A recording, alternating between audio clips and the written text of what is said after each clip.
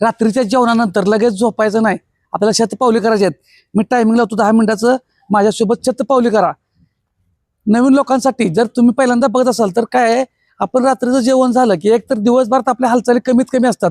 ज्यांच्या हालचाली चांगल्या होतात त्यांचं एक नंबर आहे, त्यांचं स्वागत आहे, त्यांचं अभिनंदनच. पण ज्यांचं होत नाही मग त्यांनी काय करायचं आहे, जेवण झालं की लगेच झोपायचंच नसतंय. शतपावली आणि वज्रासन ह्या 2 गोष्टी जेवणानंतर चालतात.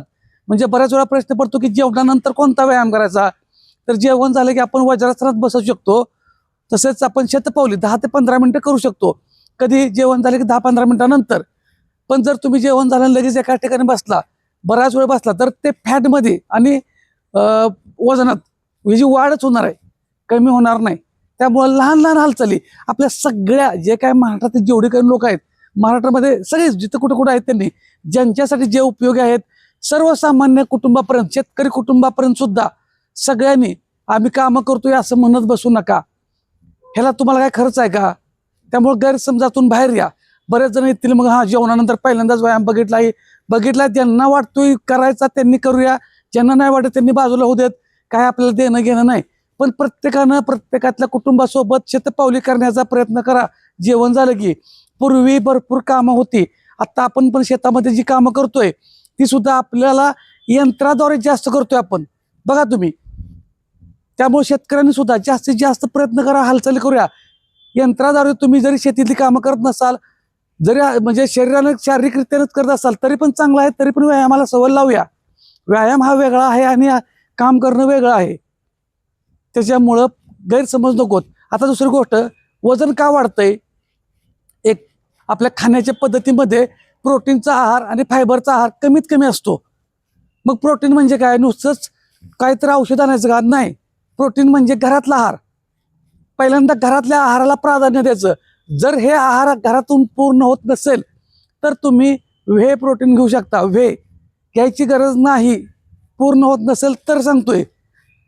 आणि जरी हे व्हे प्रोटीन तुम्ही घेतलं तर जेवण कोणतंही बंद करून घ्यायचं नाही.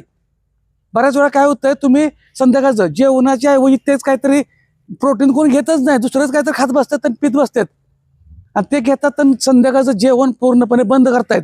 आणि ज्या दिवशी तुमचा तो खर्च, प्रोडक्टचा खर्च तुम्हाला कळतंय की आता माझी कॅपॅसिटी संपली, एवढा खर्च आपण घालू शकत नाही, किंवा तिथंपर्यंत तुमचं वजन कमी झालंय, आणि ज्या दिवशी तुम्ही बंद करता थोड्याच दिवसात तुमचं जेवढं वजन कमी झालंय तेवढं बुम चप्पतीशी वर वाढतंय. त्यामुळे नादाला लागू नका, प्रोडक्टच्या कोणत्याही खात बसू नका. तुम्हाला काय पाहिजे आहे शरीराला, तर प्रोटीन आणि फायबर, ह्या 2 गोष्टीचा अभ्यास कळाला की झालं. फायबरमध्ये काय? काकडी, टोमॅटो, बीट, गाजर, सलाड, थोडक्यात जे कच्चं खाता येईल तेवढं. प्रोटीनमध्ये तुम्ही जर चिकन, मासं, अंडी हे खात असाल तर, हे खात नसाल तर कडधान्य, सर्व प्रकारची कडधान्य, मूग, मटकी, चवळी, राजमा, जे काय असेल ते, मसूर, डाळी पण चालतात. डाळी पण सगळ्या बरं का. आता ह्या दोन्हीत फरक काय होतोय बघा, आपलं उलटं होतंय. जे चिकन, मासा, अंडी खातात ते घेतात ते, पण त्याच्याबरोबर काय करतात, रसा जास्त घेतात, मसाला जास्त घेतात, त्याला आपण ग्रेव्ही म्हणतो. तर हे टाळायचं आहे, ह्याचा काही उपयोग होत नाही. हे आपल्याला फॅट आणि कॅलरीज, कार्ब वाढवतं. त्याच्यामुळे आपल्याला काय पाहिजे, प्रोटीन. कमीत कमी तेलाचा वापर करायचा आहे, कमीत कमी मसाल्याचा वापर करायचा आहे, हे लक्षात ठेवा. हळूहळू लक्षात येऊन जाईल. कार्बोहायड्रेट्स म्हणजे काय? भाकरी, चपाती, भात हे कार्बोहायड्रेट्स झाले. ह्याच्यामध्ये भरपूर प्रमाणात कार्बोहायड्रेट्स आहेत. मग हे कार्बोहायड्रेट्स बंद करायचं का? नाही. शरीराला कार्बोहायड्रेट सुद्धा तेवढंच महत्वाचं आहे. कार्बोहायड्रेट सुद्धा शरीराला लागतातच, त्याचं पण शरीराचे काम आहेत. ते एका ह्याच्या शब्दात तुम्हाला सांगता येत नसतं, एका व्हिडिओमध्ये सांगता येत नसतं, त्याचं पण काम आहे. पण त्याच्याबरोबर काय पाहिजे आहारात, ते तुम्ही भाजी म्हणताय, आमटी म्हणताय, कालवण म्हणताय, कोण जुने एकदम असं कोरड्यास म्हणतात, कोण तुमच्या शब्दात जे काय म्हणत असाल ते, म्हणजे भाजी, आमटी, कालवण, कोरड्यास, ह्याच्यापैकी त्यातलं काय पाहिजे, प्रोटीनचं पाहिजे. मग हे प्रोटीनचा आहार, चिकन, मासं, अंडी खात असाल तर, खात नसाल तर अजिबात डोक्यात घ्यायचं नाही. खाल्लंच पाहिजे असं अजिबात नाही. हे खात नसाल तर सगळ्या प्रकारची कडधान्य, डाळी, तसेच ताक, दूध, दही, साखर न घालता.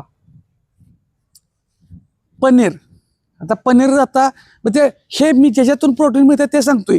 पनीर बाहेरून विकत आणून खात बसा असं म्हणत नाही, काही गरज नाही. घरातलं आहे ते चावून चावून त्याला जे आपल्या शरीराला पाहिजे ते द्या. त्याच्यावर फक्त ह्यात काही न काहीतरी भाजी आहेत त्या अशी ॲड केली की प्रोटीन मिळतंय. सोयाबीन आहे, सोया चंक्स आहेत, म्हणजे कमी खर्चात सुद्धा प्रोटीन मिळतं. फक्त त्याला त्या आत कोणती गोष्ट अतिप्रमाणात करायची नाही, अतिप्रमाणात खायची पण नाही. तुम्ही जे खाताय ते पचवायचं आहे, त्याची ऊर्जेमध्ये रूपांतर करायचं आहे व्यायामातून. म्हणजे नुसतं खाल्लं की झालं असं पण नाही. ब्लड सर्क्युलेशन होणं पण तेवढंच गरज आहे. आता ह्याच्यामध्ये व्यायामातले प्रकार पण बऱ्याच जणांनी बऱ्याच लोकांनी मांडलेले आहेत वेगवेगळे. वेट ट्रेनिंग केलं की वेट लॉस होतो, कार्डिओ केलं की तात्पुरतं वेट लॉस होतो. मग काहींच्या मध्ये कार्डिओ चांगला वेट लॉसला, काहींच्या मध्ये जिमचाच वेट ट्रेनिंगचाच वर्कआउट खूप मस्त महत्वाचा आहे, मसलचाच आहे. काहींच्या मध्ये योगा चांगला, काहींच्या मध्ये झुंबा, अनेक आहेत. आपण एकच लक्षात ठेवायचं, मला व्यायामाची सवय लावायची आहे, तेही मला लाईफस्टाईल बदलून कंटिन्यू ठेवायचं आहे. त्यामुळं मला रोज जिमला जायला जमतंय का? जमत नाही. संपला विषय इथंच. मग मला काय करायचं आहे? मला रोज योगा क्लासला किंवा योगा होतोय का, झुंबा होतोय का, रोज स्विमिंग होतंय का, रोज सायकलिंग होतंय का, ह्याच्यावरती पर्याय मार्ग म्हणून आपण दररोज व्हिडिओ बनवतोय. ते व्हिडिओ बघा. तुम्हाला कुठल्याही ठिकाणी कुठेही उभा राहून करता येतील असे साधे साधे सिंपल व्हिडिओ आपले असतात. त्यामुळं ह्याच्यामध्ये परत कन्फ्यूज व्हायचं नाही की मला ते वेट ट्रेनिंगच होतंय. इथं कुणीही शिकवायला यायचं नाही आम्हाला. मला म्हणत नाही, आपल्या सर्व जे काही लोक बघतात त्यांना कन्फ्यूज करून सोडू नका. वेट ट्रेनिंगनं वेट लॉस होतोय ना, कशा होऊ दे नाही होऊ दे, तुम्ही सवय बदला, 100% रिझल्ट येतो. 100% रिझल्ट येतो. हालचाली झाल्या की होतोय रिझल्ट. सांगतो तेवढं खायचं, 100% येतो म्हणतोय मी. पण एका दिवसात मागू नका. लगेच आज तूप खाल्ले की रूप येतं का? नाही येत. लई गडबड करू नका. तुमचं किती वर्ष झालं वजन वाढलंय? तुमचं जेवढं वय आहे, समजा तुमचं आत्ता वय 40 वर्ष आहे, मला किमान 40 महिने तर द्या ना. तुमचं 40 महिने सातत्य द्या की. 40 वर्षात एवढं वाढलंय, तुम्हाला किती किलो कमी करायचं आहे? समजा तुमचं 20-25 किलो 30 किलो जास्त आहे. किती वर्षात? 40 वर्षात 30 किलो तुमच्या उंचीच्या मानानं वजन जास्त आहे. काय म्हणतोय बघा मी, पण 40 किलो वजन जास्त आहे. 40 वर्षात 40 किलो वजन आपलं आपल्यापेक्षा जास्त वाढलंय. मग 40 किलो वजन कमी कराय वर्षाला 1 किलो जर 40 महिने होतात. आहे का तेवढा आपल्याकडे संयम? मग तो द्या ना. आपल्याला काही मी म्हणत नाही. तुम्हाला एक गडबड आहे, किती दिवसात किती किलो वजन कमी होणार? अहो थांबा, धीर धरा. नुसतं वजन कमी झालं म्हणजे नाही. न्यूट्रिशन, बॉडीला सगळ्या तुमचा आत्ता ह्या वयामध्ये असणारा शरीराचा बदल, त्या हार्मोन्समध्ये होणारे बदल, बऱ्याच गोष्टी आहेत. हे सगळं करत करत आपल्याला करायचं आहे. ह्याच्याबरोबर तुम्हाला मी सायन्स पण शिकवत नाही, कारण सायन्स शिकवलं की तुम्ही व्यायाम पण करणार बसत नाही. मग ते असाच का? श्वास आत घ्यायचा, बाहेर घ्यायचा. आपण चालताना माहीत पण नाही श्वास चालू आहे का नाही. एवढं आपल्याकडे श्वासाकडे आपण कधी लक्ष देत नाही. पण व्यायाम करताना मात्र कोणतरी येतो मध्येच लय भारी शिकवतो. श्वास आत घ्यायचा, बाहेर घ्यायचा, सोडा, सांगा काय, ते सांगितलंच नाही. काय बघू नका, चालू करा. अगोदर हालचाली चालू करा, व्यायाम चालू करा. व्यायामाला मात्र कारण सांगायची नाहीत. व्यायामाला सुरुवात करा. संपूर्ण कुटुंबाला एकत्र घ्या, शतपावली करा. दररोज न चुकता शतपावलांचं, म्हणजे तुम्हाला कुटुंबासोबत एकत्र कसं करता येईल ह्याचा हे करा, सराव करा, सातत्य ठेवूया. जग आपणाला सरळ करणार नाही, आपल्या सवयी आपणाला सरळ करणार आहे. त्याच्यामुळं तुम्ही कुठल्याही प्रोडक्ट, औषधं हेन घेत बसू नका. काही गरज नाही. घरचं खायचं आहे. प्रोटीन फक्त लक्षात ठेवा. घरच्या आहारातून बॉडीला आपल्या प्रोटीन द्यायचंय. मग जे कमी पडेल त्यावेळेस बघू ना आपण. तुम्हाला फक्त कुठल्या वेळी कुठं काय करायचं आहे, संधी घावली उभा राहिलो की कान इकडे तिकडे हात हलवा, साईडला ट्विस्ट करा. बरेच व्यायाम प्रकार दाखवतोय आपण थोडे. ज्यांना जमते त्यांनी करत राहा. कारण तुम्हाला जर सुधारायचं असेल, तुम्हाला हेल्दी राहायचं असेल, तुम्हाला फिट राहायचं असेल, तर कोणीही येणार नाही. कुठलं औषध तुम्हाला कायमस्वरूपी हेल्दी ठेवू शकत नाही. असं असतं तर कुठल्याच माणसाला काय झालं नसतं. कुठल्याच माणसाला म्हणून तुम्ही काय झालं नसतं. त्यामुळं व्यायामाला महत्व द्या. मी म्हणत नाही व्यायामानं तुम्ही अमरानं उचला, असं नाही. आहे त्या वयातला फिटनेस चांगला ठेवूया. मी काय तुम्हाला छाती ठोकून म्हणतोय काय 100% रिझल्ट देईल? सगळे म्हणजे तुम्ही जे आता जवळजवळ मला वाटतं आता बरेच लोक हे आहेत, 100 पैकी लोकांना, 100 लोकांना ज्यावेळेस आपण काहीतरी शिकवतो, त्या 100 पैकी 100 लोकांना रिझल्ट आलाच पाहिजे आणि येणारच, असं कधी होत नाही. त्याच्यामुळं कुणीही आपल्या घरातली एकसारखी चेहरा दिसत नाहीत. आपल्या घरातल्या व्यक्तींच्या हाताची बोटांच्या रेषा एकसारख्या नाहीत. मग आपण रिझल्ट काय एकसारखा मागायचा?